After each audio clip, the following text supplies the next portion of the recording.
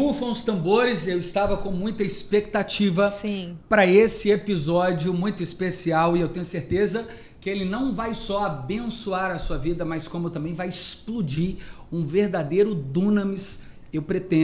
Nós pretendemos hoje através desse bate-papo que vai ser incrível. Mas antes disso, eu já quero convidar você aí da sua casa, por onde você nos assiste, fique até o final, compartilha, comenta, se inscreva. O Podnis da nossa família para a sua já começou. Meu Deus, e é muito bom, né, que o nosso podcast, ele está sendo tão versátil. A gente escuta aqui testemunho de vida, de tudo, famílias. E o Thiago sempre quis também se aprofundar um pouco mais aqui na teologia. E hoje a gente vai ter um papo muito especial aqui. Muito especial. Então fica ligado com a gente. Mas eu não podia deixar de falar dela, Milô. Pipoca Prêmio, gente, o nosso patrocinador. E essa pipoca, ela é especial demais, ela é muito boa, que hoje a gente está com de leite ninho, de Nutella com ninho. É uma delícia.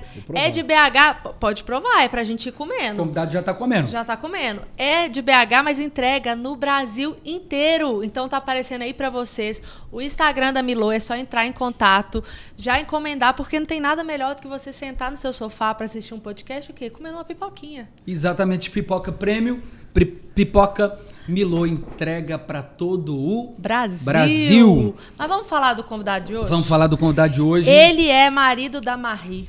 Tem 3 filhos. Ele é pastor da igreja Alicerce, que fica ali em Santos, na Baixada aqui Santista. em São Paulo, né? Professor, criou um grande movimento chamado Saia da Bolha. Uau. Então recebam com muito carinho ele, Thiago Santana. Obrigado. Palmas, pastor, seja muito bem-vindo, viu, ao nosso podcast. Eu que agradeço, um prazer estar aqui, prazer conhecê-los pessoalmente. Gostei muito da pipoca. Gostou? Também. Gostei. Esse aqui é para você, ó, pra você levar. Que legal. É o presente. Para você comer, mas que também legal. tem que dividir com a Marie e com os filhos. Se eu não chegar com isso aqui intacto em casa, eu vou apanhar. Vai ter que prestar conta. Isso aí. Pastorzão, a gente está muito feliz de te receber e eu acredito que esse podcast tem servido para que essa mesa ela seja um arauto de fato de Deus, porque a gente acredita, sim, ao ter contato com as Sagradas Escrituras, né? É isso aí. Entender que existe uma base, uma métrica, um método, definições e características para o tipo de igreja, para o tipo de pastor, o tipo de casamento que agrada a Deus, o tipo de cristão, como que o cristão deve se comportar em meio à sociedade, a relação dele com política, com a sua própria moral, com a sua cristandade em relação ao outro do seu lado, sobre tudo. E é por isso que nós te convidamos para poder fazer parte desse podcast aqui conosco.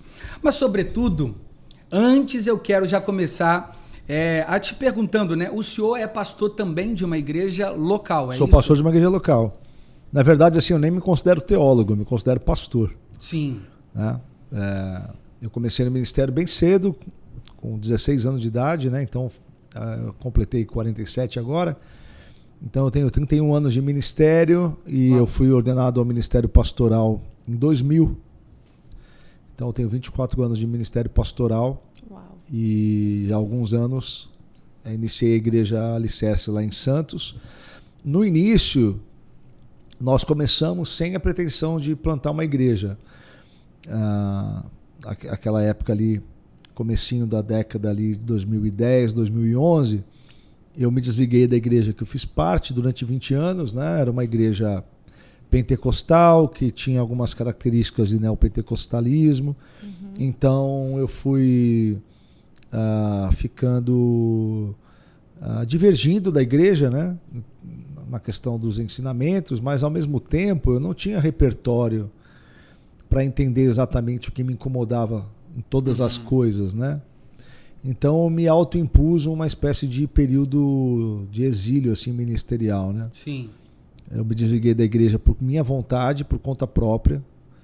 Eu não fui expulso da igreja, nem dividi a igreja, nada disso. Eu cheguei um dia e falei, olha, não tá dando para mim mais, penso muito diferente, aí a gente vai entrar em choque, vai brigar e eu não quero, então eu quero sair em paz, quero sair numa boa.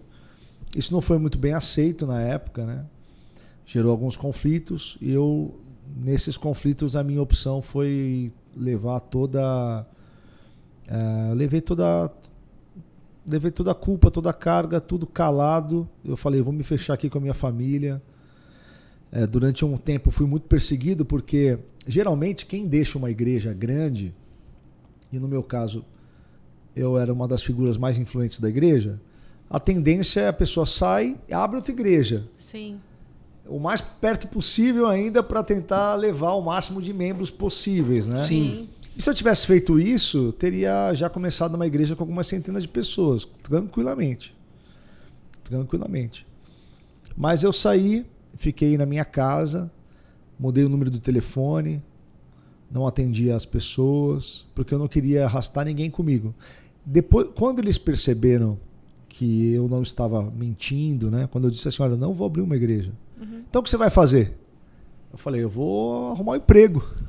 Trabalhar. Vou trabalhar. Eu sou gente, né? Porque às vezes pastor parece que não é gente, né? E tem pastor que parece que se tiver que trabalhar, o cara vai morrer, né? Perdeu o sentido. Outro dia eu peguei um Uber com um pastor da minha cidade, ele estava fazendo Uber. E eu entrei, ele já começou a te desculpar. Não, eu falei assim, irmão, isso aqui é um trabalho. É isso. Parabéns. Fazer tudo para a glória de Deus. E olha, quando eu fiquei um tempo fora da igreja, não tinha isso. Senão eu teria feito também. Não precisa se justificar, não. Parabéns para você. Você é um cara honesto, né? Então não faz mal assim. Sim, eu trabalhar. rodei de Uber também durante o exercício do pastoreio, né? Em um momento, uma transição da minha vida. Pastor, inclusive, já dentro do que o senhor falou, você acha que acredita, né?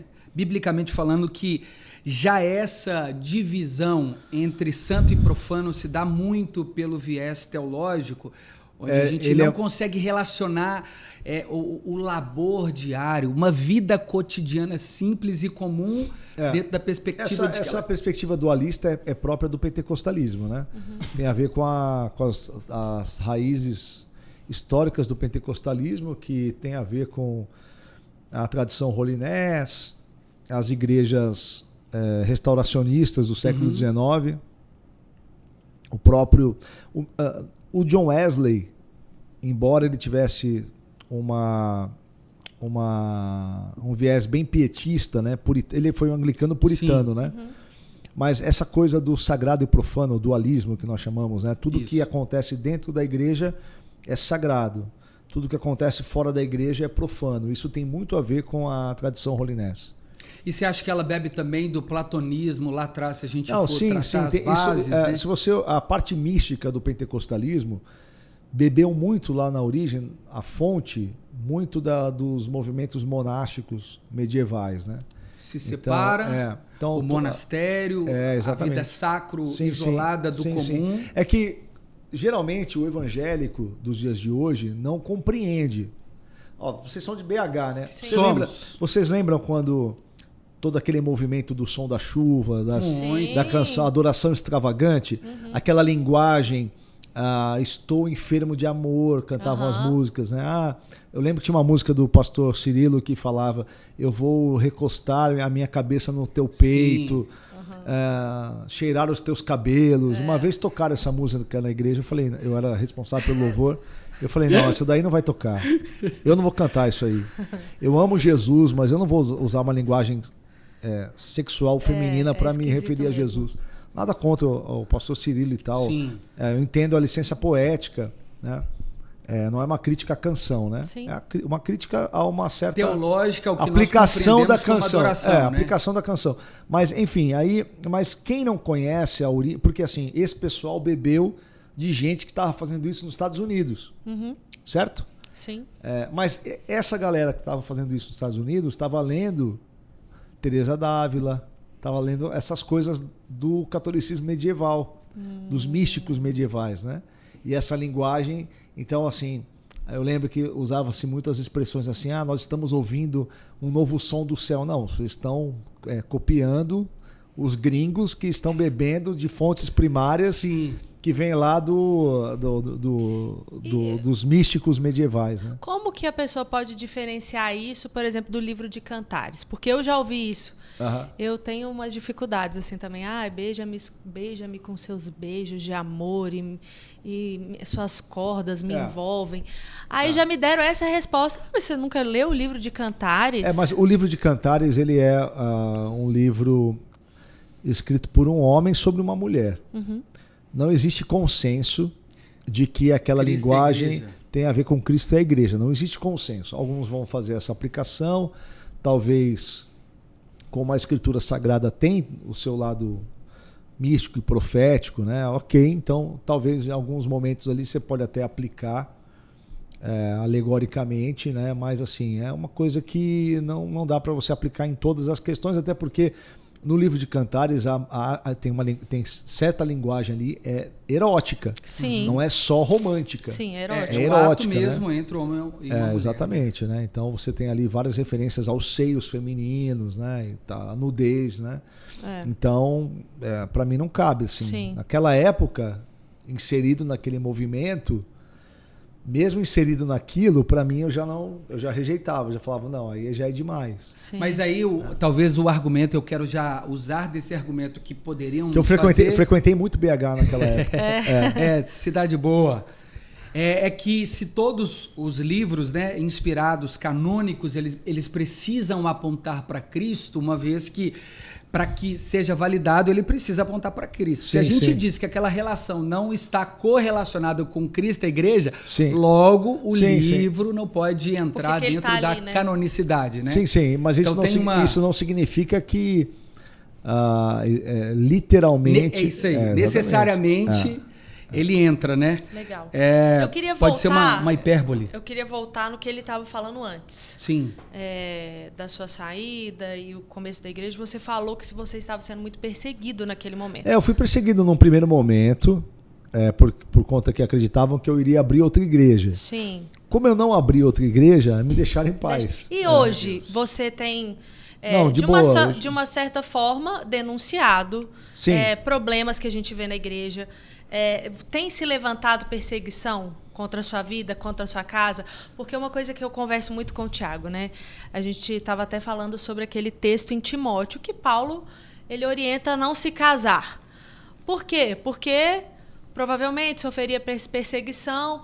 Quando você tem uma esposa, você tem filhos, isso é um pouco mais complexo de se lidar, né? Toda a família nisso. Como que foi para você e para sua casa esse seu novo posicionamento em redes sociais, em denunciar erros que existem em tantas igrejas hoje, em tantas figuras públicas, né, que têm levado o nome de Cristo, mas que de fato não tem sido o embaixador do Evangelho? Olha, assim, primeiro assim, né? Não é novidade o que eu estou fazendo.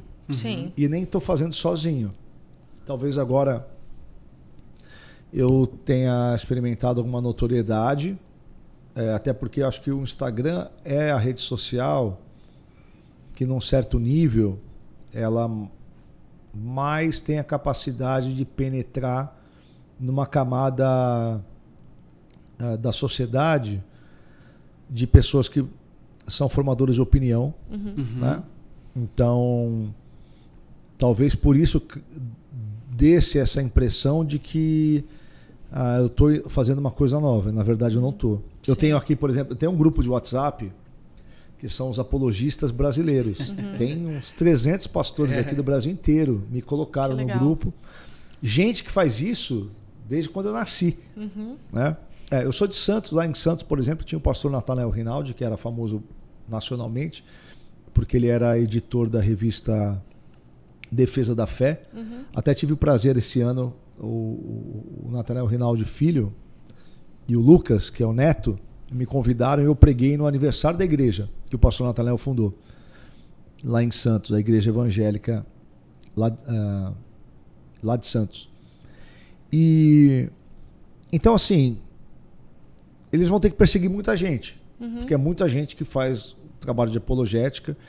Por exemplo, essa crítica que eu faço ao neopentecostalismo, o pastor Romero fez de forma muito mais contundente do que eu. Quando você lê os livros dele, Super Crentes e Evangélicos em Crise, são muito mais contundentes do que eu. Mais direto ao ponto, enfim. E assim, existe uma perseguição, e hoje essa perseguição ela se dá muito pela judicialização das coisas. Então, assim, eu tenho recebido vários processos.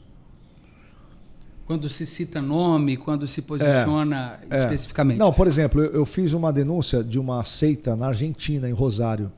Uma coisa grotesca, assim. Uma pastora lá que colocava até os jovens para trabalhar, análogo à escravidão dentro da casa dela. Em nome do voluntariado. Eles faziam uma abordagem aos jovens lá em Rosário, brasileiros que vão estudar medicina, então estão longe da família. E eles mapeavam os jovens que tinham problemas familiares e aí eles capturavam, né? E aqueles jovens iam ser faxineiro, cozinheiro, alguns até deixavam a faculdade de medicina para servir ali a família da pastora, né? E uma coisa assim muito grotesca, até porque envolve também uma pessoa que fez a mudança de sexo, né? Fez uma transição, mas isso é mantido de forma oculta, né? Uma coisa muito estranha, muito assim. Mas ela fez filme a transição de terror. já dentro dessa seita? É assim, a pessoa participava da seita primeiro com um gênero, aí sumiu durante um tempo e voltou com outro gênero. Só que não se diz que é a mesma pessoa. Entendi. Entende? Para os adeptos da seita é outra pessoa, com grau de parentesco, mas todo mundo sabe que é a mesma pessoa transicionada. Então é uma coisa muito mórbida, assim, parece um filme de terror. Macabro, né? Porque pessoas que são capazes de engendrar tamanha farsa são capazes de qualquer coisa, né? Sim. Porque a pessoa já vive ali num Perdeu limiar, tá num limiar entre a sanidade e a loucura, né? Então esse pessoal me processou. Eu ganhei o processo, né? E agora estou sendo processado novamente por outra igreja. Já imagino. Mas assim, eu sou muito consciente na crítica que eu faço, nos termos que eu uso. Sim. E na forma de fazer. Quando nós estivemos até lá no podcast do Vilela, no Inteligência Limitada, antes de começar o podcast, a gente notou que havia uma certa preocupação, né, na equipe lá do Vilela, porque isso é público, porque foi lido em público, né? Eles receberam um documento na época da igreja Bola de Neve, ameaçando o podcast, nos ameaçando e tal. Sim. E eles usaram um termo para tentar interromper a conversa ali. E, na verdade, eu não fui no Inteligência Limitada para falar disso. Sim. Porque eu já estava agendado antes, né? Só que foi bem na época eu que levei estourou, na né? época o Márcio Bieda e o Duda Ferreira, porque nós tínhamos feito um episódio de um documentário de 30 minutos de uma situação envolvendo o passado do Márcio. Então, quando o Vilela me chamou para fazer o podcast, ele convidou o Thiago. Aí ele falou, olha, se você quiser trazer mais alguém para fazer um bate-bola, pode trazer. E aí, como nós tínhamos o documentário, você trouxe, aproveitou. eu falei, vou levar então o Márcio e o Dudo, acho que vamos falar dessa temática, né? E aí por conta da coisa estava muito aquecida ali do assunto do Bola de Neve, a gente acabou falando disso, teve o episódio do Rodolfo, né? Sim. E tudo mais. Veio à tona, né? Veio à tona, mas não era a intenção falar sobre isso. Sim. Sabe? E aí que é o legal, pastor. Desculpa e as pessoas achavam, muita gente ficou achando que a gente estava ali atacando gratuitamente, mas assim, na verdade, houve uma situação que nós expusemos e depois eu tinha que me defender, porque começou a vir de tudo quanto é lado. E assim, eram 500, agora não são mais, né? Muitas igrejas desfiliaram, mas eram 550 igrejas, então multiplica isso. Quantas mil pessoas, sei lá, 1 milhão de pessoas, não chega a isso, mas sei lá, centenas de milhares de pessoas e todo mundo atacando a gente, é fake, um monte de coisa. Eu não posso afirmar que foi alguém da igreja, mas eu tive a porta da minha casa sacudida de madrugada. Meu Deus. Era isso que eu queria. E fica aparecendo em momentos como esse, acho que você se condiciona. E assim, deixando bem claro, não posso afirmar que é alguém da igreja, mas todo o próprio, cuidado porque até quando você está numa situação assim pública de de um problema, de uma celeuma, se alguém não gosta de você, também vai se aproveitar daquele momento para te fazer algum mal, porque é o outro que vai levar culpa. Então, eu andava na rua com receio de ser agredido e tudo mais, né? Sim. É que eu tenho uma esposa corajosa. Isso que foi o que a Fernanda perguntou, porque acaba aí, a pergunta dela entra no bojo, entra no todo aí a sua família, né? Eu acho que... E como é que vocês conversam em casa em relação a isso, esse posicionamento? Como é que você lida, uma vez que Deus, eu acredito fielmente, Ele tem dado para você essa oportunidade de ser um arauto, né? O que parece agressivo para a comunidade cristã é a ideia de que muita denúncia normalmente provém de quem não constrói, aquela tentativa de silenciar. A questão é não constrói o quê, né? Então, esse é o ponto. Isso que eu queria te perguntar. Tipo assim, porque não constrói, mas o quê? Então, o império, né? O império. O que está sendo construído e denunciado. Então, assim, para eu ter a voz de pregar o evangelho, eu tenho que ter construído um império. Então, por que Jesus não nasceu como imperador de Roma? E nasceu numa manjedoura? Esse é o ponto. Quer dizer, o povo do evangelho usa esse argumento, não faz o menor sentido. Esse é o ponto. Essa é a expectativa terrena. A questão é, o que ele está dizendo é verdade? Isso que eu queria discutir. Pastorzão, é legal abrir esse espaço aqui democrático no podcast. A gente quer cada vez mais trazer vários pensadores, pessoas que realmente têm algo a apresentar. E nós vamos aqui também ser bereanos, né? Sim. Uma vez que sentou aqui, a gente vai perguntar, vai questionar. Eu acho que isso é legal. E é isso. Quem não tem nada a temer está pronto para responder. E esse é o ponto, né? O que parece que o discurso não precisa denunciar o que está torto, é só fazer o que está reto. E se o que tiver reto é denunciar aquilo que está torto? Então, isso me faz pensar muito... Não foi o papel dos profetas na Bíblia? Isso que eu ia falar. Isaías cerrado ao meio. Nós tivemos os martírios, 34 com Estevão, por dizer o que de fato realmente era o Cristo ressurreto. Ele é Deus, ele veio em carne, morreu e foi apedrejado. Esse argumento, não precisa denunciar o que está torto, basta construir o que está reto.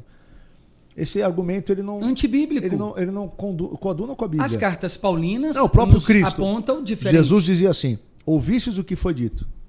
Eu porém vos digo. Ou seja, não tem de vistos. É o que eu faço. Eu digo assim, olha o que estão ensinando para vocês. O torto. É isso aqui. O torto. Olha qual é o certo. Agora, é isso aqui. É isso aí. Eu estou fazendo o que Jesus fez. É isso aí.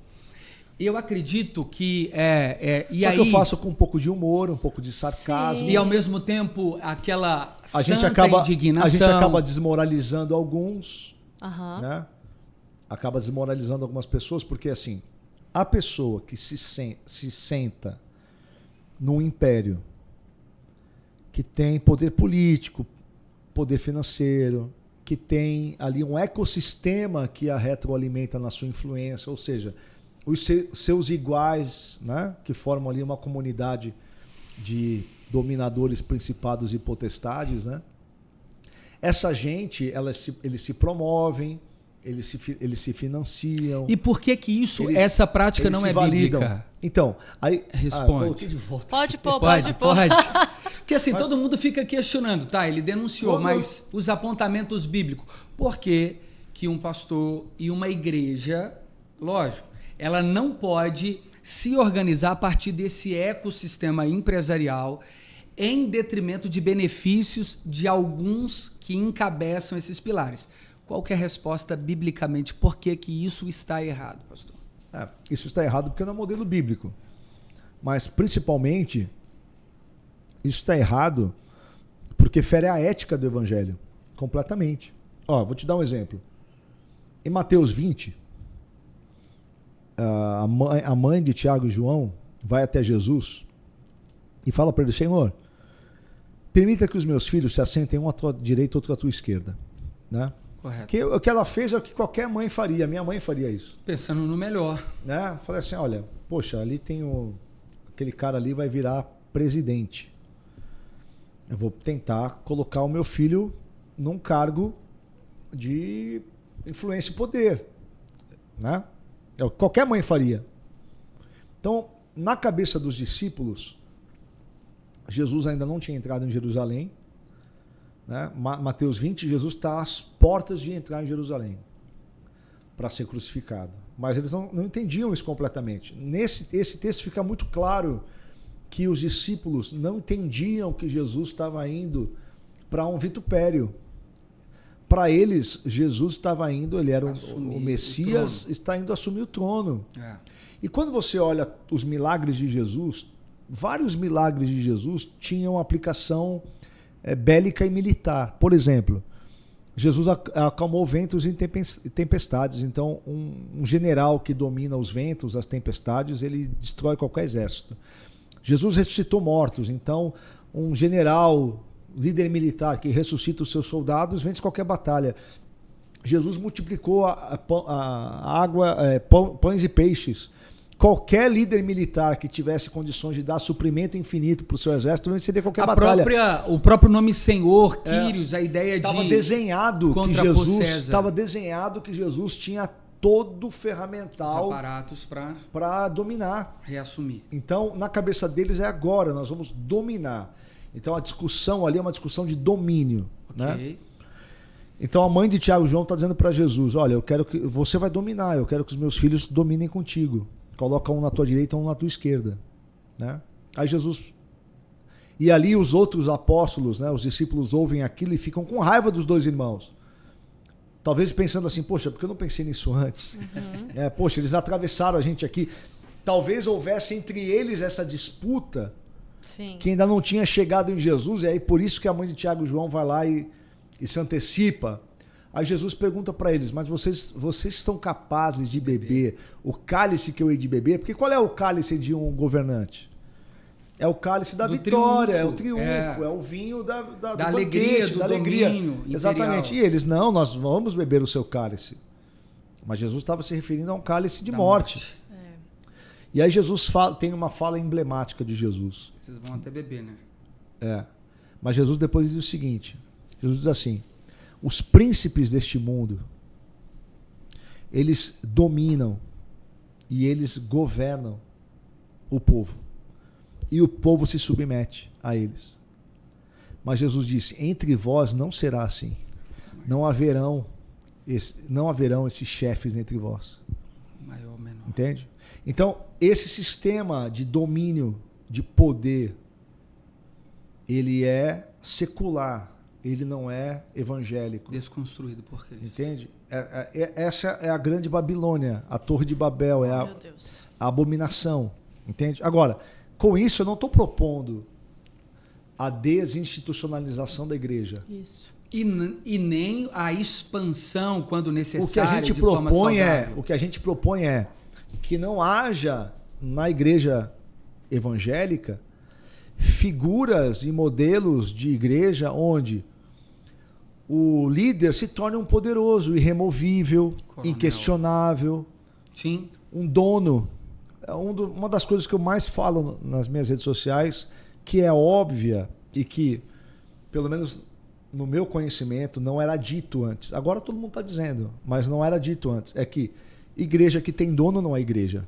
Se tem dono, não é igreja. Eu sou pastor da igreja Alicerce lá em Santos. Mas eu sou homem, eu sou falho. Eu posso contrair uma doença e me tornar insano. Entende? Correto. Alguém precisa ter poder para me remover. Entende? A partir do momento que eu, como eu denunciei nas redes sociais, a partir do momento que eu agrido a minha mulher, e isso é uma coisa comum dentro da minha casa, como é que eu continuo sendo apóstolo ou dono de uma igreja? Tem sentido, não tem cabimento. E como que tira esse déspota dali? Né? Sem a gente sair, talvez, como inquisidores? E não, talvez... simples assim, olha. O que acontece é o seguinte. Se eu congrego numa igreja, eu participo de uma igreja, eu estou inserido nesse modelo de igreja. Faço parte.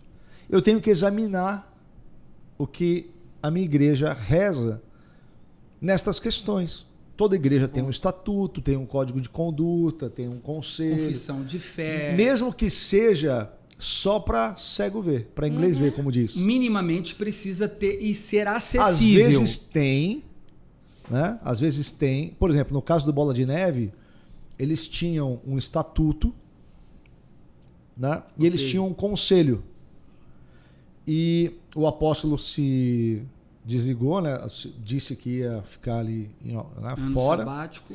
E transferiu o governo para o conselho. Aí, no estatuto dizia que não era assim. No estatuto dizia outras coisas. Não vou entrar nisso aqui porque eles estão resolvendo lá.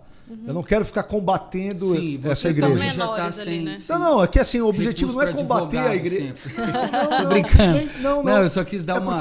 porque assim, que as pessoas entendam. A questão para mim não é combater essa ou aquela igreja. Lógico, a discussão é outra. É usar o modelo aí se eu acontecimento... quando eu falo igreja tal, a pessoa já pensa, poxa, ele tem raiva da nossa igreja. Eu nem... Sabe, você acha que eu vou dormir pensando na igreja tal? Não, a questão é outra. A questão é que se a gente não começar a mexer com isso agora, não vai ter igreja para os nossos filhos. Uau, meu Deus. Muito porque bom, vai ficando uma vergonha. Sim. A igreja evangélica brasileira está ficando vergonha. Não, está ficando incongregável. Está ficando incongregável e está ficando difícil para pessoas que pensam participar. Tá. Porque a pessoa ignorante, a pessoa... O crítico a pessoa não tem lugar. Sabe, que Zeca Pagodinho, deixa a vida me levar. Sim. Ela tá ali, ela quer um lugar para cantar, ter aquela catarse semanal... Mas não muda nada na vida dela. Mas ela também chega em casa, ela lê o horóscopo, ela vai no reiki, ela ouve os coaches, ela mistura tudo, ela também não sabe a diferença de uma coisa para outra. É uma fé evangélica completamente diluída, amorfa. Ignorante. Não tem forma, né? amorfa. Não tem nenhuma conexão com a tradição cristã, com a tradição protestante, com o evangelho, com o próprio evangelicalismo. Você pergunta para o evangélico brasileiro, por que você é evangélico? Ele não sabe, ele nem sabe que o evangelicalismo é um ramo do protestantismo. As pessoas não sabem, não conhecem a sua religião. Meu Deus. Entende? Ela tem uma religião, ela quer que a sua religião assuma o poder político na nação. Ela diz, não, precisamos de alguém evangélico, mas nem ela sabe direito o que é ser evangélico. Né? Então, aí o que acontece? Nós, na internet, nós falamos, olha, isso aqui que vocês estão fazendo está errado, contra o próprio estatuto de vocês, no caso lá do Bola, né? Porque está assumindo um conselho que, segundo o estatuto, não tem poder para isso.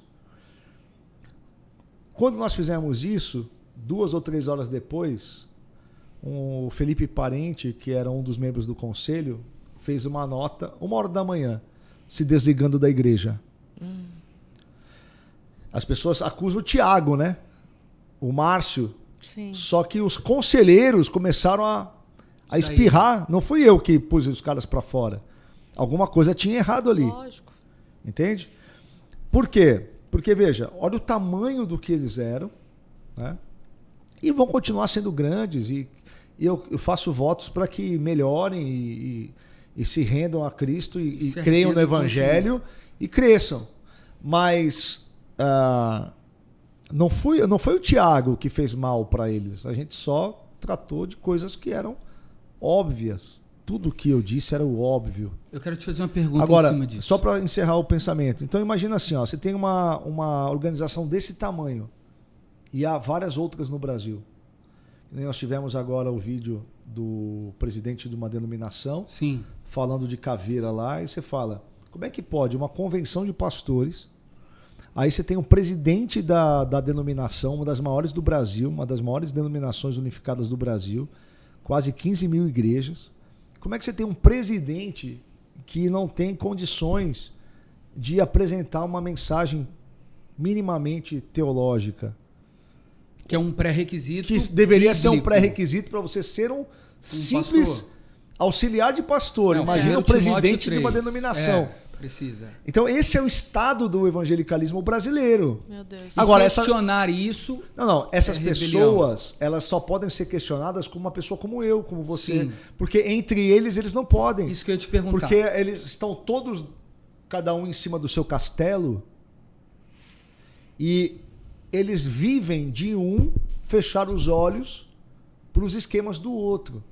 Meu Deus. Entende? Meu Deus. Então é nós aqui embaixo que precisamos começar a dizer para o povo assim, olha, e eu não estou dizendo para o povo, eles são do diabo, essa igreja... Não, estou dizendo para o povo o seguinte, o certo tá aqui, gente. Vocês não podem mais aceitar. Amém. Legal. A gente precisa... Eu estou numa igreja, eu preciso dizer, eu quero conhecer o estatuto da igreja. O que diz o estatuto da igreja? Pastor, Só que, vamos ser honestos. As pessoas estão assistindo a gente. Quantas igrejas hoje no Brasil, se a pessoa chegar assim e dizer, pastor, posso ver o estatuto? Não. Posso ver o caixa da igreja? Não, Pastor, quanto que o senhor recebe por mês de salário? Isso é ofensivo. Só que se você for hoje na internet, você sabe quanto o presidente da República ganha. Exato. Porque tem que ter um portal de transparência. Exatamente. E ele a gente pode tudo criticar. Que a igreja, aí a igreja pública. quer ensinar a moral para a sociedade. A igreja quer dizer, não, a sociedade tem que ter a nossa moral. A igreja Mas a igreja é imoral em uma série de outros mesma. aspectos. Ela aponta o caminho ante a sonegação, que ela precisa balizar os fiéis. Então você empresário, seja correto, você pai, seja fiel. Pastor, vamos lá. Eu vou começar a te colocar aqui um pouquinho na parede, Meu Deus. porque essa é a nossa proposta. O difícil é ficar sem comer a pipoca. Tá vendo? Isso aqui não é combinado. Ele não conseguiu parar de comer a pipoca Prêmio Milô, tá vendo? Só você agora que precisa pedir a sua. Pastorzão, seguinte, eu vejo essa sua voz, biblicamente falando, dentro de um contexto eclesiástico, nem para-eclesiástico aqui, existe algumas nuances textuais de um apontamento de correção e também de restauração, né? Você vê as cartas paulinas, Paulo instruindo Timóteo a terem cuidados com os falsos profetas e mestres, para corrigi-los, aqueles que permaneceram em amor, alguns a quem ele também pediu para expulsar, e a gente pouco fala disso, em 1 Coríntios 5, também escrevendo a Timóteo, quando os dois deixaram o apóstolo Paulo, ele disse assim, é bom que eles tenham ido para que Satanás realmente continue peneirando e minimamente que a alma seja restaurada. Pastor, biblicamente falando, é necessário um conserto quando há erro, você chama o errado e expõe. E Cristo diz, o que a gente usa esse versículo errado quando 2 ou 3 está no meu nome, a gente acha que é culto, chegou aqui, começou a falar de Jesus, ele está presente. Não, ali está conectado a um julgamento. Disciplinar. Você chama, ele não se arrependeu ou não quis ouvir, você apresenta uma testemunha, se não, expõe para a igreja e depois você o expulsa, ok? Quando você assume esse lugar do protagonismo da denúncia, em que lugar na igreja o senhor está em relação a isso? Pergunta, quando o senhor vai direto para o público, para as redes sociais, e eu vou te fazer essa pergunta aqui, eu quero que você me responda. O senhor chegou a conversar com a liderança das igrejas, tentou mediar, ouvir o lado, conhecer a parte que estaria sendo denunciada? Houve isso da sua parte? E qual a prerrogativa, uma vez que o senhor já vai direto para a internet fazer a denúncia? Eu queria saber de onde o senhor baliza isso, se é a questão de o pecado ter sido público e ele ter sido astronômico, ele tem que ter a sua resposta equivalente à altura. Como é que funciona isso? Eu não trato de situações... Vou te dar um exemplo, né? Muita gente me cobrou agora recentemente por que eu não me posicionei sobre a situação da Igreja One, por exemplo, né? O caso lá do Alessandro Vilas Boas e tudo mais. Uhum. Por quê? Porque eu sabia que havia um presbitério lidando com a situação. Quem me falou isso foi o Ângelo Basso. O Ângelo me chamou, o Ângelo, o Fábio Coelho, o Farley Labatucci lá de Curitiba, né? Então eles me chamaram e falaram, olha, Thiago, está acontecendo isso aqui e tal, a gente está cuidando do pessoal lá e tal, estamos ouvindo as pessoas, estamos lidando com os líderes. Então não fiz nenhum comentário, porque não tenho o que comentar, porque a situação está sendo tratada biblicamente. Muito bom. E eu só comento alguma coisa quando ela é um fato público e notório. Legal. Você nunca vai me ver comentando uma fofoca assim de alcova, sabe?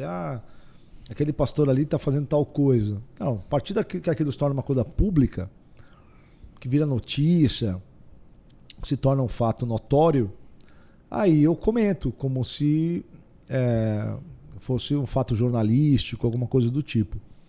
Chegam muitas coisas para nós que eu não comento. Acho que 90% das coisas eu não comento. E eu só vou comentar insistentemente se a coisa gerar, se tornar,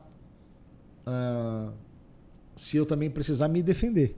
Sim. Aí eu vou me defender também. Porque no caso, nesse caso especificamente dessa problemática toda, muito do que eu fiz foi em minha defesa, porque a coisa já vinha assim, eu já vinha sofrendo perseguição antes, velada, né? O ano passado eu cheguei a ter numa live denúncia de que o meu conteúdo era de pornografia infantil. Tava fazendo uma live e foi denunciado pro Instagram que eu tava exibindo pornografia infantil. E ela caiu? Ela entrou em análise, né? Ela entrou em análise e ficou. Aí você fica um tempo. Por exemplo, agora no meu Instagram eu tô de castigo, né? Meu alcance está lá embaixo. Disciplinado. Porque quando você começa a receber muita denúncia, o Instagram dá uma diminuída na entrega do teu conteúdo. Eu continuo crescendo, mas um ritmo menor. Eu cresço pela força do conteúdo. Sim. Então eu cresço todo dia, mas eu cresço mais devagar. Dá uma travada. Então, mas você nunca vai me ver publicando coisas que são fofoca. Sim. Okay, eu só vou publicar uma coisa que e assim, que tem a ver com a minha discussão teológica. Então, por exemplo, esse vídeo que estava circulando do presidente de uma denominação falando da caveira. Para mim, o ponto não é porque parece que no final do vídeo ele faz lá um plot twist no final da pregação, porque durante a pregação parece que ele está acreditando que aquela caveira realmente está falando com ele, aí no final da pregação ele faz um plot twist, que aquilo é só uma história, uma alegoria e tal, e finaliza. E aí eu publiquei uma parte do vídeo ontem e as pessoas falando assim, você está publicando fake news porque você está dizendo lá que o pregador... Não, esse não foi meu ponto. Para mim é óbvio que, a não ser que se ele estivesse pregando, acreditando que ele falou com uma caveira, já tinha que sair dali para o manicômio. Então para mim é óbvio que era uma alegoria. Para mim o ponto é como é que pode uma denominação que se reúne anualmente... Com a expressão que e tem. Você vai dar uma palavra para os pastores e não ter um conteúdo bíblico. E ser aquilo ali. Então, para mim, isso é sintomático. Sim. E aí eu entro para falar do meu conteúdo, para dizer assim, olha, a igreja evangélica brasileira está se tornando uma coisa sem evangélico, cada vez menos sem Bíblia. Que tristeza, cada vez né? mais emocional, cada vez mais terapêutico, cada vez mais sobre negócio. São as chaves. Sobre performance, né? É a Pablo Marçalização dos púlpitos, né? Ou a Tiago Brunetização, ou sei lá. Sim. Né? A gente entendeu, esse né? livro, da teologia. Eu combato isso, a teologia do coach conectado. Eu fiz um vídeo esses dias falando. Respeito nos espaços deles, em suas plataformas, está tudo ok. Mas uma vez que ele assume o evangelho... É muito útil. Sim. Tá? Eu venho do mundo corporativo. Tá? Eu tenho formação em administração de empresas, fui executivo, fui diretor comercial de empresa, né? Atendi várias grandes empresas. Meus clientes eram JBS, Minerva Foods, Samsung, LG, a Nike, porque eu trabalhava num processo que envolvia a importação e a exportação brasileira. Então eu estava no Porto de Santos atendendo. Meus clientes eram alguns dos maiores armadores do mundo. Então eu atendia a Maersk Line, que é a maior do mundo, né? A MSC Shipping Company, que é muito conhecida pelos navios de cruzeiro, mas ela é uma grande empresa de shipping, de navegação. Então ela é a segunda ou terceira maior do mundo. Eu atendia a Login, que é a maior brasileira de cabotagem. E a a Login, a MSC, a Maersk foram nossos clientes, depois um pouco de CMA CGM, que é um armador francês. Então eu tinha todas essas grandes empresas e os clientes dessas empresas eram meus clientes secundários. E eu tinha que lidar Braskem, várias empresas químicas, né? Porque a gente grandes corporações lidava com as empresas que importavam fertilizantes ou importavam produtos acabados, né? Sim. Ou atendia os exportadores, os grandes players de algodão, milho, você soja. Entendeu que o trabalho então, da performance o coach tem uma importância. É importante. Lógico. Eu também acredito. Para o mundo corporativo, para igrejas, pode ser importante para a parte administrativa e estratégica da igreja, vamos dizer assim, o back office da igreja, bastidores, alinhamento de equipe, processos. É o que isso eu daí, acredito também. tranquilo. O problema é quando você tenta conectar púlpito, isso. né? O problema é quando isso vira um fundo de música pregação. musical ali fofo. No final O problema é tem um pitch quando de a venda. pregação mistura com PNL. E o que acontece para mim, que é o mais desonesto disso tudo, que acontece o seguinte: quando o coach sobe no púlpito, ele está ungido. No sentido simbólico. É porque ungido está separado para aquilo, né? No sentido simbólico, Sim, ele recebeu a aprovação, Chancela. a chancela, né? Assim, o carimbo simbólico da autoridade religiosa. Então ele ganha uma autoridade além da autoridade apenas do palestrante, ele se torna ali o homem de Deus. O Paulo falou que ele é de fato um... Por isso que os coaches estão procurando as igrejas, porque um coach num pitch de vendas de uma palestra coach, ele vende X. Um coach num pitch de vendas dentro de uma igreja vende 5X. Meu Deus. Entende? Porque primeiro que o povo evangélico naturalmente é um povo mais propício a comprar coisas que envolvem desenvolvimento até da própria... O emocionalismo. Não. Inteligência emocional. O povo evangélico, a pessoa quando ela se converte para a igreja, geralmente, ela foi no fundo do poço. E a igreja... O que vier lucro... Não, a igreja, de uma certa forma, ela é positiva no sentido de apresentar alternativas para a melhoria da vida do indivíduo. Legal. Ela apresenta alternativas. Sim. Né? Ela vai te dizer assim, olha... Ela vai te apresentar boas referências para você modelar. Então, a pessoa, às vezes, ela vem de uma... Isso acontece muito comigo lá em Santos, né? Porque a nossa igreja, o próprio fato de que eu estou à frente da igreja, eu acabo atraindo um público qualificado na igreja. Então, a gente tem bastante gente, assim, na nossa igreja que tem uma expressão na sociedade. Na igreja eu tenho médico, eu tenho advogados, eu tenho... Tem portal de transparência na sua igreja? Portal de transparência não, mas nós temos transparência. Se eu chegar lá agora e falar, pastor, quanto que entrou aqui esse mês? Tem como a pessoa saber. E você só dá acesso isso a uma ovelha a qualquer pessoa que questionar? Membro. Ok. Tá. Legal. E aí o que acontece? Porque, assim, por que só para o membro? Porque eu não tenho uma estrutura ainda. Se eu tivesse já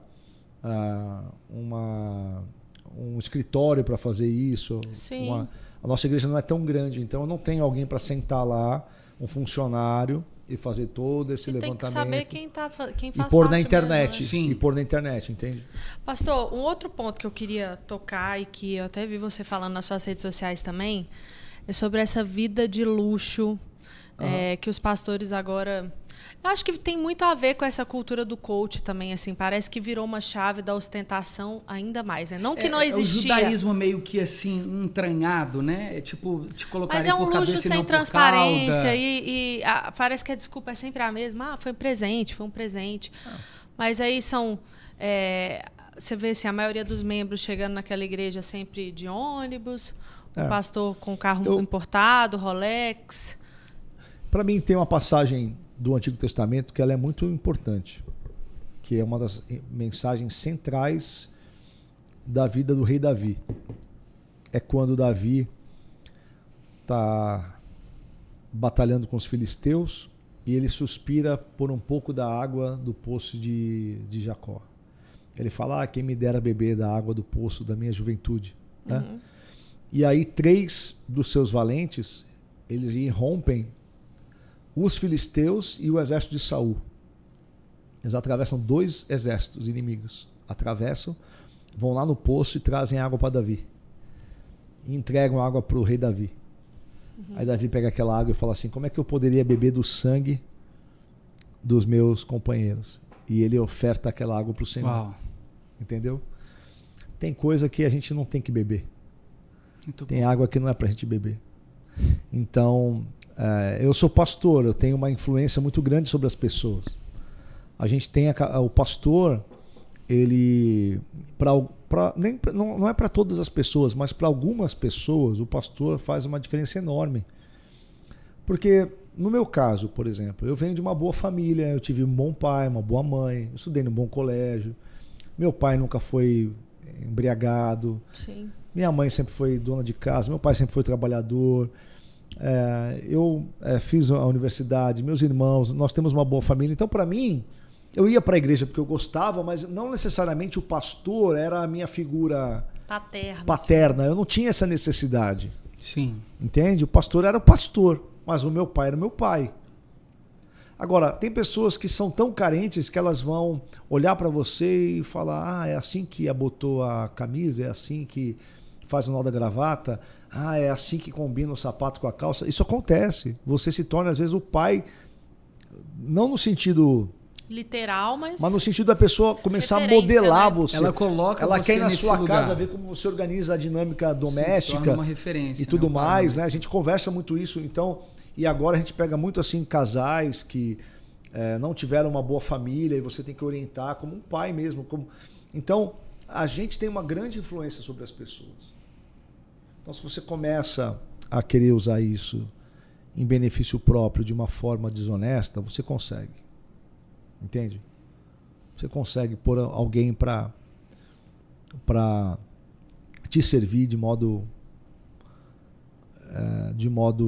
eticamente questionável. Tranquilamente, facilmente. Né? Por que existe muito adultério de pastor com mulheres na igreja? Porque o pastor acaba acessando a carência das mulheres. Ele sabe qual é o casal que tem problema, qual que não tem, qual que é o marido que é mais grosso ou mais ausente. Ele sabe, às vezes, quem está tendo uma dinâmica sexual ativa e saudável no casamento e quem não está. Se o pastor for malandro, com essas informações, ele manipula as pessoas. Sim. Entende? A gente tem você acaba tendo essa possibilidade. E aí você começa a usar isso para o seu ganho pessoal. Né? Por que um presidente não pode aceitar qualquer presente para ele, pessoalmente? Falando em termos da República, né? Sim, não tem toda essa celeuma aí envolvendo as joias do Bolsonaro. Sim. Não vou entrar no mérito da questão se ele podia ou não pegar, porque eu não me debrucei, não tenho informação, não sei falar sobre isso. Tá? Mas assim, existe uma lei que diz que determinados presentes, nem sei se isso se encaixa nisso aí, mas que o presidente não pode, se ele receber, tem que vir para o acervo da República. Legal. Por quê? Porque senão o próprio chefe de Estado fica exposto a... Em nome do cargo, se beneficiar. E, por exemplo, digamos que você é presidente, mas você precisa ali aceitar o lobby que não interessa para a população, mas interessa para aquele país vizinho. De repente, uma joia, ou um carro, ou um terreno, alguma coisa, resolve a tua vida e você ferrou com o país porque você foi corrupto no cargo de presidente. A mesma coisa acontece na igreja. Né? Porque se o pastor ele desenvolve essa dinâmica de quem me honra é quem me presenteia. Não, quem me honra é quem pratica o evangelho. Quem me honra é quem segue Jesus. Quem me honra é quem ama Jesus. Né? Jesus falou assim: olha, estive preso, não foste me ver. Estive frio, não me deste não me vestistes. Senhor, aí ele falou: quando você fez aos pequeninos. Então o pastor tinha que ter o mesmo coração. Uau, você quer me honrar? Então sirva as pessoas. Olha, me honre ajudando aquela pessoa em necessidade. Muito bom. Pega esse presente que você vai me dar, ajude o pequenino ali. O que também não impede do pastor experimentar sabores e em algum momento claro que não. Desfrutar de algum benefício. O pastor tem que ter o seu salário, a sua renda. Isso que eu ia te perguntar. Isso tem que ser... O pastor, ele precisa ter a sua renda, se ele vive da igreja. Sim. Não é o meu caso, por exemplo. Eu não sou assalariado da igreja. Ok. Mas se o pastor é assalariado da igreja, ok, mas que isso seja transparente, que as pessoas Você saibam. acha que o modelo certo é a igreja ter acesso ao salário do pastor? Com certeza. E ela que é o parâmetro para estabelecer ou o próprio conselho e precisa ter mutuamente um acordo? Na verdade, cada comunidade tem que definir a sua forma de fazer realidade, isso. Né? Legal. Mas assim, o que a gente vê biblicamente, é só você olhar para o Novo Testamento, você não vê nenhum apóstolo vivendo uma vida de luxo no meio da igreja. Né? Sim. E haviam pessoas de muitas posses que eram principalmente convertidas. Em Corinto, onde desonraram o apóstolo Paulo. Exatamente. E você não vê o apóstolo Paulo exigindo nada. Pelo contrário. Pelo contrário. Você vê ele trabalhando, fazendo questão de não precisar para ser uma carta viva para aquelas pessoas. Né? Então, assim, agora, digamos assim, uma igreja de classe média, que a pessoa mais pobre da igreja é o pastor, está errado. Sim. É o que ele também escreve explicando. E uma igreja de classe mais humilde, pobre, uma igreja de classe C, falando em termos sociológicos no Brasil, o pastor ser o mais rico também está errado. Se ele vive da igreja, está errado. Entende? Então, o correto é o pastor não estar ali nem muito acima, nem muito abaixo da média da igreja. Agora, é lógico, há pastores que têm negócios, tá, mas você tem negócios porque você está explorando a igreja para fazer negócio? É porque é também possível ter grandes negócios dentro do ecossistema, do ecossistema da igreja. Onde eu vi um vídeo do senhor falando, né? Os pastores vira uma monarquia. têm todo um aparato. Vira uma monarquia. Aí, a gente retorna à Idade Média, a lanchonete volta o recurso, o voluntário da lanchonete não recebe nada, talvez uma coxinha bem gostosa, uma Coca-Cola, mas o dinheiro do caixa do final vai para o pastor, vai para o caixa da igreja. Eu não vejo nenhum problema no povo da igreja ajudar em nenhum departamento. Então não tem nenhum problema a pessoa ajudar na cantina da igreja. Né? Servir e tal. Lógico, poxa, eu faço isso com o maior carinho. E lá na nossa igreja nós temos pessoas ajudando, servindo também. Fizemos agora no final de semana um workshop, trouxe um amigo de fora para a gente alinhar, né, com a igreja e tal. Uhum. O problema é o seguinte, a pessoa está trabalhando ali na cantina, na livraria da igreja, sem ter a informação para onde vai aquele recurso, como aquilo é administrado. Outra coisa, você tem às vezes lá, isso acontecia numa igreja, o pastor, ele era best-seller. Você ia na casa dos membros da igreja, tinha caixa de livro do pastor. Porque as pessoas eram constrangidas a comprar. Uhum. Cada um tem que comprar 20, cada um tem que comprar uma caixa. Aí você vende para os seus amigos, só que o livro era ruim. Ninguém comprava. Aí a pessoa, para não ficar mal com o pastor, para não ser infiel, desonroso, desleal, compra o livro, engole e assume o preju. Sim. Gente, pelo amor de Deus, né? O que tem de líder evangélico brasileiro que é best-seller, disco de ouro, de livro que ninguém leu e CD que ninguém ouviu, tá cheio. Por quê? Porque eles empurram na igreja. Então é o tipo de coisa que deveria ser automático o povo rejeitar. Só que o povo é treinado para não rejeitar. E como agir? O povo é teologicamente treinado para aceitar. E aí existe o Tiago Alicerce ali dentro. Uhum. Ele está vendo tudo isso. Qual que deve ser a postura do Tiago Alicerce dentro desses ambientes? Eu sempre digo para a pessoa ir embora. Sai. Se você tiver maturidade emocional, tenha uma boa conversa franca, honesta, educada com as pessoas e diga, olha, eu estou indo embora porque o que você faz aqui está errado. Mas sabe o que a cultura da igreja criou? E que é o que eu vejo muitas pessoas responderem. Pessoas que às vezes procuram diversas igrejas. Eu estou vendo isso aqui que está errado, não concordo com isso, mas eu não tenho um direcionamento de Deus para sair. Como que a pessoa precisa lidar com isso? O direcionamento de Deus tem uma capa preta, com letras douradas. Uau. Entende? O problema é que o povo é infantil. E Paulo falou assim, com esses que se dizem cristãos, mas têm uma postura incoerente, com esses nem comais ou tenham qualquer tipo de relacionamento.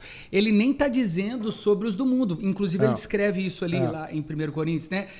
O mundo, nós julgaremos com Cristo no momento certo em que todas as coisas será trazida à luz. Mas eu estou dizendo a vocês, os que dizem ser e com esses nem tenham relações com eles, né, pastor? Só que a gente não... Assuntos muito polêmicos, né? Como é que você entra no âmago, na praxis, né? Na prática disso aí? Paulo diz assim, não sejais cúmplices das obras infrutíferas das trevas, antes reprovai-as. Né? Então, assim, ninguém precisa de direção de Deus para sair de um ambiente corrupto. Agora, existem graduações. Né? Ninguém é perfeito, nenhuma igreja é perfeita. Por exemplo, o pastor está tendo problema no casamento. Qualquer pessoa pode ter problema no casamento. Sim. Pontual, então, eu posso ficar numa igreja que o pastor está tendo problema no casamento? Sim. O pastor está resolvendo o problema do casamento? Legal. Ele é crente? Ele e a esposa estão passando por algum processo, mas vão se entender no final? É pontual. Beleza, eu fico na igreja. Agora, o apóstolo está socando a mulher na cara. Violência já é abrupto, né? Pode ter 550, 1.000, 2.000 igrejas. Pô, o teu apóstolo soca a mulher na cara e você fica... É muita imoralidade, entende? Ultrapassa qualquer justificativa. Mas... Entende? Sim. Ultrapassa. Chega Desculpa. no limite, né? Tem um limite. Sim. Muitas perguntas, né? Ele falou que os podcasts que ele vai, o pessoal às vezes não faz pergunta, acho que está sendo acuado, né? Não, pode perguntar. Bora. A gente tá chegando ao final. No fim, mas eu queria fazer uma pergunta. A gente faz um parte 2.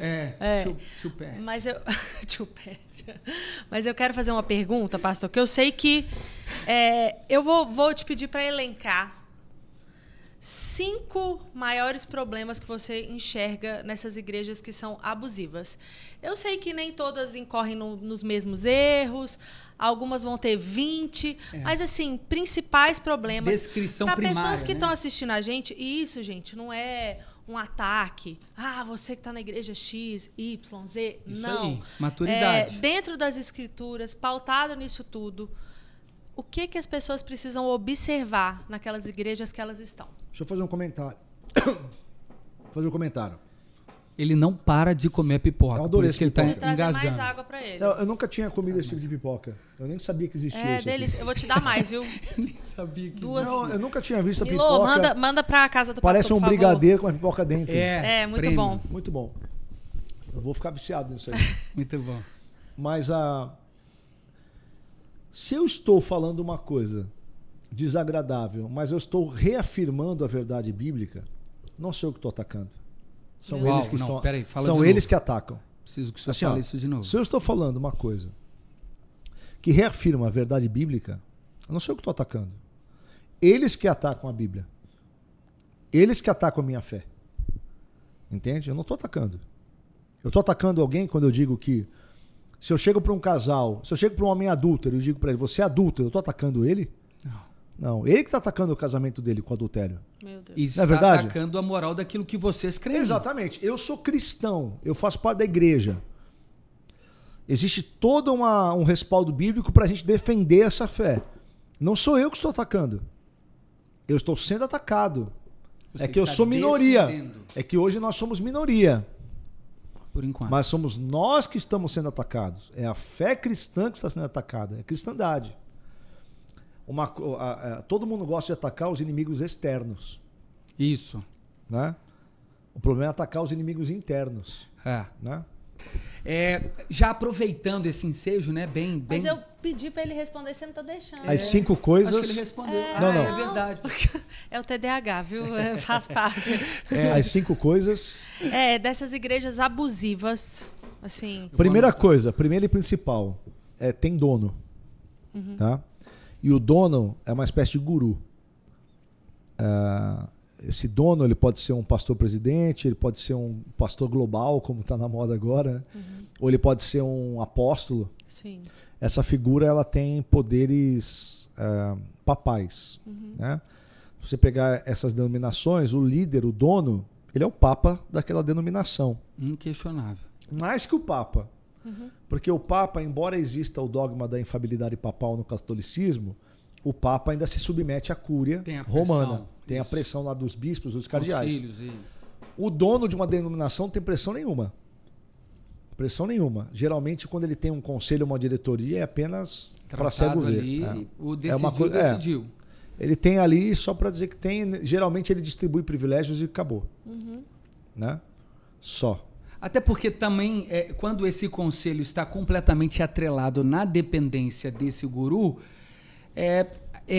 o conselho colocaria também em xeque a sua própria sobrevivência.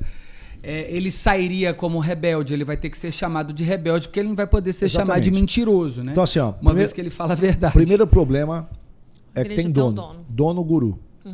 Segundo, a visão ministerial é um eufemismo para a doutrina que saiu da cabeça desse guru. Né? Então, que essa aqui é a visão que Deus me deu. Cala a boca. Isso não existe. Visão que Deus me deu. Não, isso daí não existe. Está em Atos, né? Capítulo 15, existe. As primeiras cartas. Essa visão que Deus me deu. Não, é que eu tenho uma visão aqui, está totalmente diferente da Bíblia, mas é porque Deus me deu essa visão. Anátema. Ok. Né? Ainda que venha um anjo, desça do céu e pregue outro evangelho, Gálatas 1. Seja anátema. Então, acabou. Eu posso dizer o seguinte, olha, nós estamos aqui na nossa igreja, a gente vai decidir aqui, coletivamente, a ir por um caminho aqui numa ênfase, ou se dedicar mais a essa temática. Aí tudo bem, isso não é uma visão, isso é uma decisão humana, né, respaldada na verdade bíblica. Então existe essa mistura, porque a visão veio do céu. É uma revelação. Assim como outros, em nome das suas correntes heréticas, esse discurso recebe pessoalmente. Esse discurso não é neotestamentário. Claro. Não é. Então, o guru sempre tem uma visão ministerial que geralmente é desconectada da tradição protestante. Ok. Esse é o segundo ponto. O terceiro ponto é a falta de transparência financeira. Sim. Falta de transparência financeira. Porque o que dá poder semidivino para o guru é a posse do dinheiro da estrutura. Porque fica fácil de manipular, conduzir, fazer alianças. Exatamente. E se cercar, né? Se proteger. Quarta coisa, eu diria que é a falta, que está extremamente ligado com a primeira, que é a falta de um governo plural. É de ter gente na igreja... Democrático. Não democrático, democrático no sentido das tomadas de decisões, ainda que seja por parte do líder, mas ela tem que ser passível de ser questionada. Tem um conselho. Exatamente, olha só. Não existe no Novo Testamento um modelo de liderança de igreja monárquico, certo? Existe assim, a gente pode dizer que biblicamente você tem fundamento para o sistema episcopal, que é a figura do bispo, do episcopos, né, o supervisor. Isso. Que é esse modelo que eu estou dizendo assim, olha, tudo bem, o cara é o apóstolo, lá, o presidente e tal, mas ele tem um conselho que realmente aconselha, que realmente o freia, se for necessário. Sabe a questão de pesos e contrapesos, sabe? Quem vigia o vigilante? Quem vigia quem vigia? Né? Que é a frase lá do Montesquieu. Né? Então, quem cuida de quem está cuidando? Tem que ter uma todo ser... Isso é admitir a nossa natureza caída. Muito então, bom. Dizer assim, olha, eu tenho uma natureza caída, eu não posso fazer isso aqui tudo sozinho. Eu tenho que ouvir vozes divergentes e eu tenho que ter mecanismos de me barrar se eu me perder. Muito bom. Então, o sistema episcopal, ainda que ele tenha um governante central, que é a figura do bispo, ele tem um governo que governa junto, efetivamente. Né? Aí você tem o modelo de presbitério, né? E você tem o modelo congregacional também, que é mais democrático, que geralmente é muito utilizado pelos batistas, né? E pela própria igreja congregacional. Esses são os 3 modelos principais de governança: episcopal, presbiterial e congregacional. Tem outros 2, aí tem algumas igrejas fazem um modelo híbrido. Tem igreja que usa os 3 ao mesmo tempo. Outras usam só o episcopal e congregacional, ou só o episcopal e o presbiterial. E quando a igreja não usa nenhum dos 3? Ela é uma ditadura, né? Ela é uma pequena Coreia do Norte, assim, né? O apóstolo é o Kim Jong-un daquela igreja. É o que mais tem no Brasil hoje, gente. Sim. É o que mais tem. Você pode pegar todas as denominações neopentecostais. Os neopentecostais são os craques nisso, tá? Você pega o neopentecostal e diz... E pergunta qual é o governo, como é o governo dessa igreja. Você vai ver que geralmente ela tem um dono, ela tem um guru, ela tem um conselho só de fachada. Ela não tem transparência financeira. Uau. Então essas 4 coisas. A quinta é a busca por poder político, influência política local ou nacional, né? Esse é o quinto grave problema. O aliancismo. Político, porque você tem partidário, você né? tem uma não agenda, a política no senso... porque a agenda política... Eu vou te dar um exemplo. Uma das grandes denominações neopentecostais brasileiras, que uma das, assim, do início do movimento, foi a Comunidade Evangélica de Goiânia, né? Porque ela foi fundada pelo Rodovalho e o César Augusto. Depois os dois se separaram. Cada um fundou a sua denominação, ficaram 20 anos sem se falar. Quando é que os dois voltaram a se falar? Para fazer campanha para o Bolsonaro. A política, o poder uniu aquilo que o sangue de Jesus, o nome de Jesus, a fé não uniu. Tanto como o extrato bíblico para isso aí, a gente tira ele impresso aqui, são os saduceus unindo com os fariseus para poder interrogar a Jesus. Você está fazendo paralelo com o Sinédrio? É isso aí. Então, olha o que eu vou te falar. Essa gente, em geral, e se a gente não tomar cuidado, mas essa gente, o povo da religião é o povo que matou Jesus. Certo? Foi eles que pediram. Solte a Barrabás e crucifique. Naquela época eles eram judeus. O bélico, a força bélica era romana, mas o pedido foi judaico. O processo todo foi judaico, né? Ele tramitou, né? Na Suprema Corte. Essa galera que vive da religião, que domina por meio da religião, é a galera que matou Jesus. Uau. Aí o nosso desafio nos dias de hoje, quem tem voz e influência eu quero me sentar nessa mesa? Eu quero fazer parte dessa turma? Porque se eu quiser fazer parte dessa turma, eu vou colher os benefícios materiais. Assim, olha, se eu começar a pregar coisinha fofa, se eu começar a pregar uma coisinha mais terapêutica, né? Daqui a pouco eu estou sentando na mesa de algumas pessoas que vão me trazer alguns favores. Talvez isso me dê um carro, talvez isso me dê alguns carimbos a mais no meu passaporte. Isso. Né? Talvez amanhã eu consiga ter um sorriso mais branco. Talvez eu consiga né? usar aquelas roupas ridículas com marcas famosas europeias, né? Aquela coisa bem grande, bem assim. de brasileiro, né? Aquela coisa bem brega, novo. Pra todo mundo ver, novo né? rico. O Mark Zuckerberg anda de calça azul e camisa Bill Gates. Camisa azul e calça jeans, preto. Né? É assim, né? A diferença. Você pega um rico de verdade. Eu convivi com gente rica de verdade, porque eu trabalhei para uma das famílias mais ricas do Brasil, prestei consultoria 3 anos. E eu me sentava com um dos empresários mais ricos do Brasil, sabe?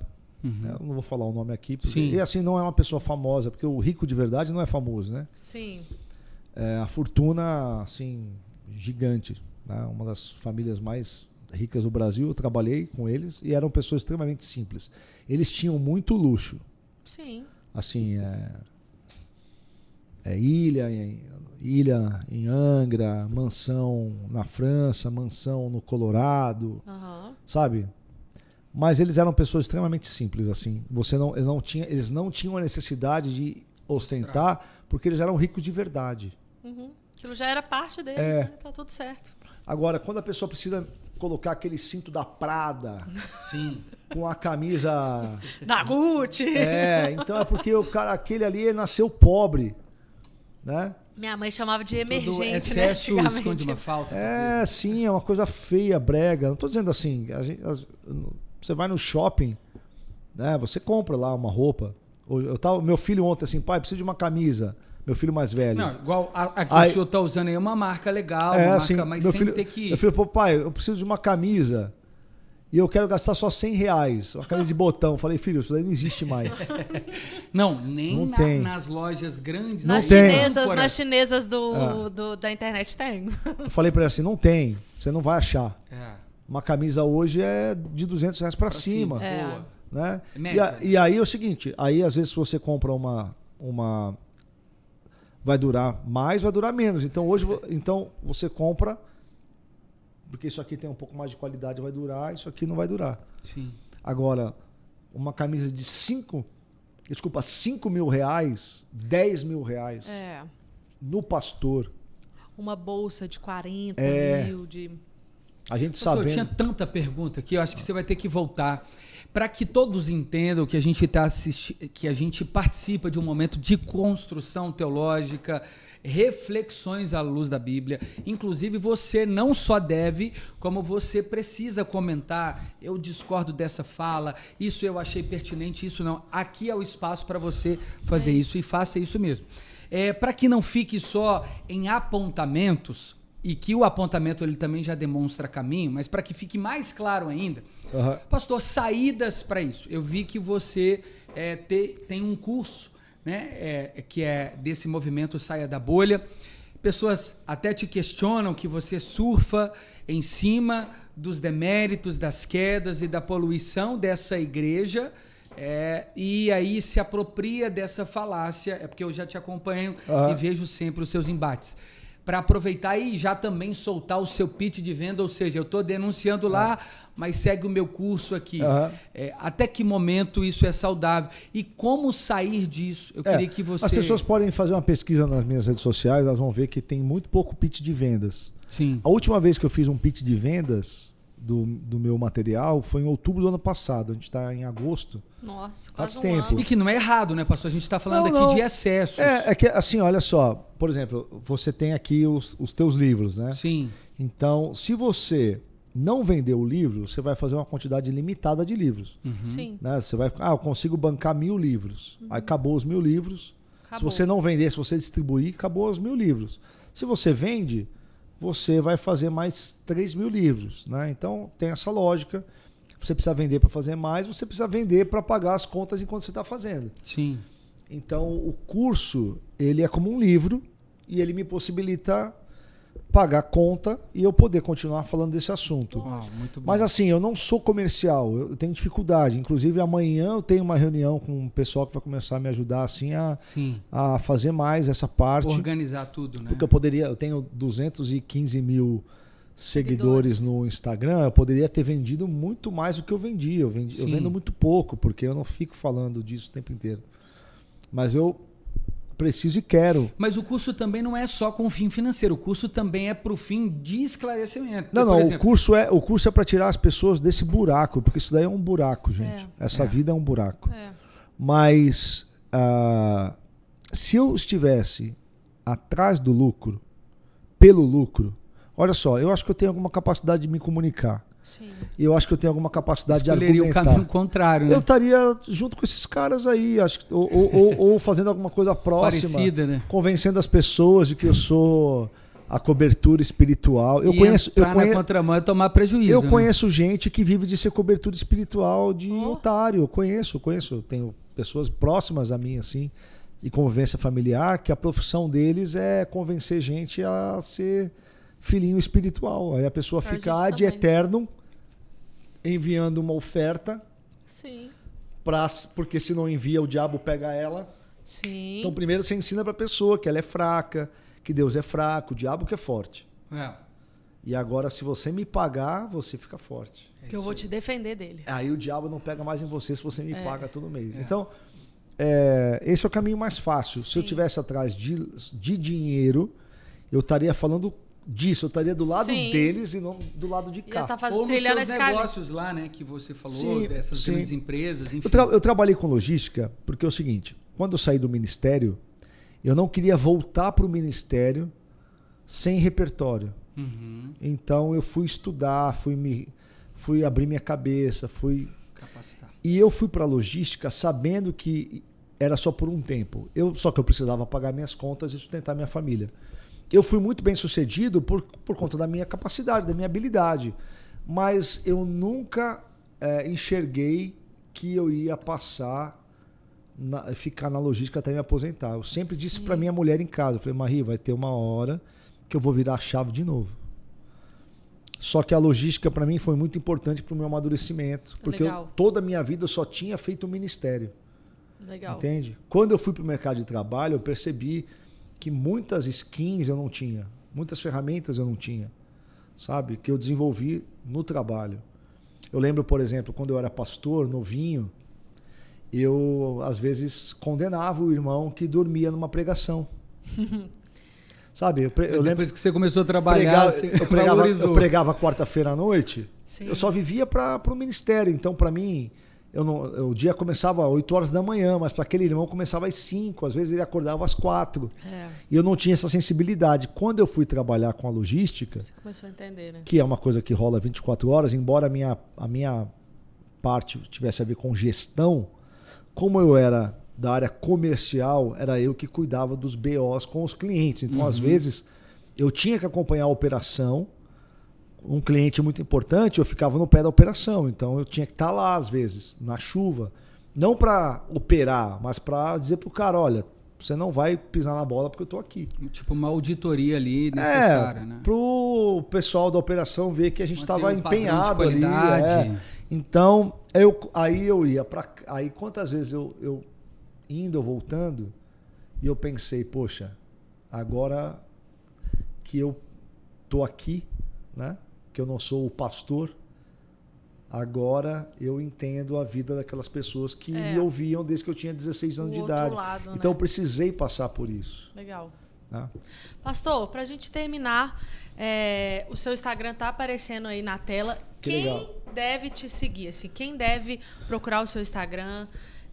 Deixa esse recado para essas pessoas. A gente sabe que hoje o Instagram tem 1 milhão de perfis para a gente seguir, né? Quem deve te seguir hoje e o que vão encontrar na sua rede social?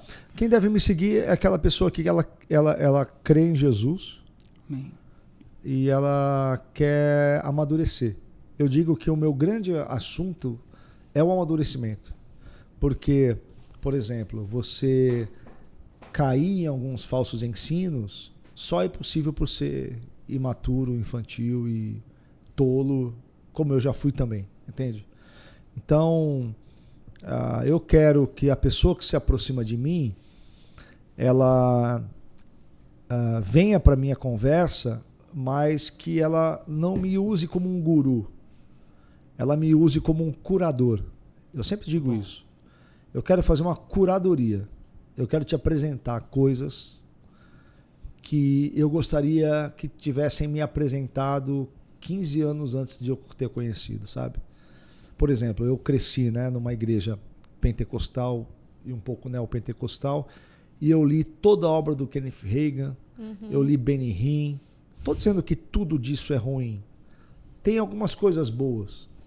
Mas né? tem livros O melhores. dia que eu falei isso no meu grupo dos teólogos, eles... Cara, claro que tem, nem que seja pelo menos o exemplo de fé que eles possuíam, que é brilhante. Tem um livro do Kenneth Hagin chamado Autoridade do Crente. Sim. Muito bom. E o Autoridade do Crente, em muitos argumentos do Hagin, são muito similares ao que a teologia ensina sobre a união mística entre Cristo e a igreja. Só que ele fala isso de uma forma mais popular. Fusão e hipostática. Ele fala isso de uma forma mais popular. Então, não é tudo ruim. Entende? Não é do demônio. É isso aí. É equivocado em muitas coisas. Sim. Fez mal para muita gente em muitos aspectos. Mas não é do diabo, do demônio. E descartável. Eu nunca vou para esse caminho. Eu não chamo de herege.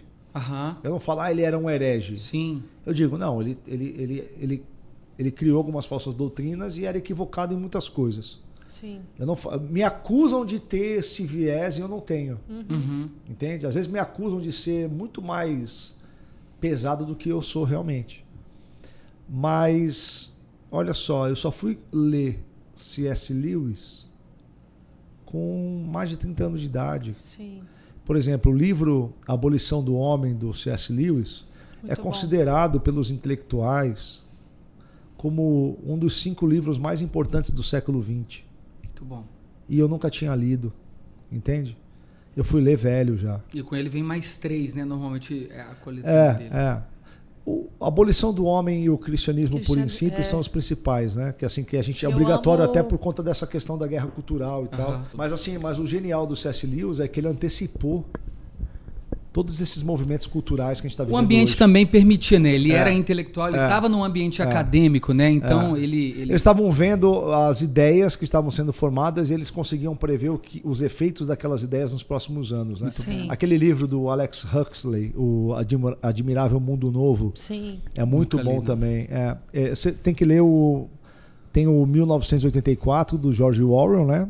E o George Orwell é uma distopia de totalitarismo, sim, por meio de um governo totalitário ali, né? Até o Big Brother é baseado nesse livro. Agora, o Admirável Mundo Novo é uma teocracia, é um autoritarismo dos burocratas. Entende? Sim. É interessante. O que a gente vive hoje é uma mistura dos dois. Sim. É muito legal. Então, eu não tinha esse tipo de repertório. Então eu digo para as pessoas assim, olha, quem vier comigo, vier me acompanhar, porque uma coisa é o Instagram, outra coisa é a pessoa que senta, vem assistir as aulas, que quer conhecer vem de me fato, ouvir né? mais. Agora, dia 21 de setembro, a gente vai fazer um evento chamado Saindo da Bolha. Legal. Muito bom. Vai ser no Hotel Hilton, em Santo André, pertinho do aeroporto de Congonhas. Eu deveria estar anunciando esse evento há meses atrás, só que todas estas coisas que aconteceram atrapalharam a nossa agenda. E eu vou começar a anunciar isso entre hoje e amanhã. Legal. No meu Então Instagram. já estamos aqui. Já vai São estar no só ar. 300 vagas. Como é que vai ser? O evento se chama Saindo da Bolha. Vai ser a primeira desconferência. Meu Deus. É para desconferir. E porque assim, Pra as você pegar tudo conferências que você conferir. conferiu e desconferir toda essa Muito bom, cara. Quebrando aqui o tabu, já estamos chegando ao final. Desconferência Saindo da Bolha no Hotel Hilton, aqui em Santo André. Santo André, dia 21 no ABC, de setembro. né? E faz Paulista, a inscrição pelo seu Instagram. pelo meu Instagram. Já está lá disponível? Não, vai ficar disponível Já, entre quando hoje e amanhã. esse Eu vi lá tá que no ar, já tá tem um disponível. lugar que tem a área VIP lá que é 1.500 com direito a energética, algumas coisas. Não é essa... Não, vai ser um valor só. Vai ser um valor só. Gente, calma. O evento vai custar R$150 o dia inteiro. Legal. Vai ter alguns preletores. O Leandro Vieira está confirmado, por exemplo. Muito bom. O próprio Márcio Bieda vai estar lá. O Renato Borges vai estar lá. Só fera. Vai ser bem legal. A gente vai fazer um evento. Esse primeiro evento é para aglutinar a galera. Para a gente começar em um impacto. Conhecer as pessoas pessoalmente. Legal. Porque nós temos várias propostas aí. As pessoas me acusam de só desconstruir. Nós estamos construindo. Mas nós vamos construir uma coisa bem legal. Muito bom.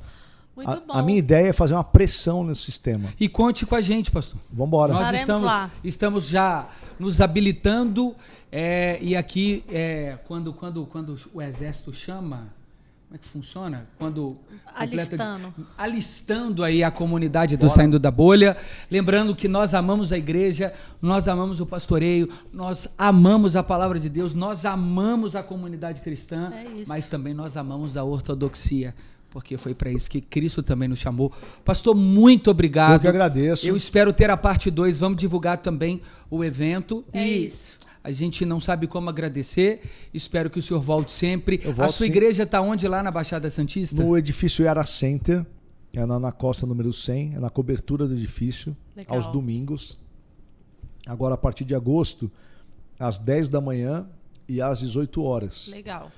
E é só entrar no edifício. Os cultos é só aos domingos? Por enquanto só aos domingos. Legal. Porque a igreja, a gente utiliza o auditório do prédio, nós não temos espaço próprio ainda. Por né? enquanto. Na verdade, para nós é o nosso modelo mesmo. A gente quer a igreja saudável. Com low cost, né? Com custo baixo e tal. Legal. Então lá é um espaço muito bom, custa muito barato para a gente. E nós temos uma sala no prédio. Grande para as crianças, né? Sim. Então, se precisar, a gente aluga mais. Mas a gente faz o culto lá no auditório, é bem legal. E todos estão convidados. Glória a Deus. Gente, Deus abençoe. A gente espera vocês aqui na segunda que vem com mais um ou dois convidados especiais. Isso aí. E não esquece de curtir esse vídeo, compartilhar com o máximo de pessoas para que elas também possam ouvir de tudo isso que a gente falou. E um agradecimento especial também a Milô, Pipoca uma Prêmios. delícia. Uma delícia. O pastor Eu não já parou vou de dar comer. mais pro pastor e já vou fazer um apelo aí pra Milô pra enviar pra Eu ele quero também. essa de ninho aqui, ó. Tá, isso. vou te mandar. Essa é a melhor. Tamo junto. Um Deus beijão e até o abençoe. próximo.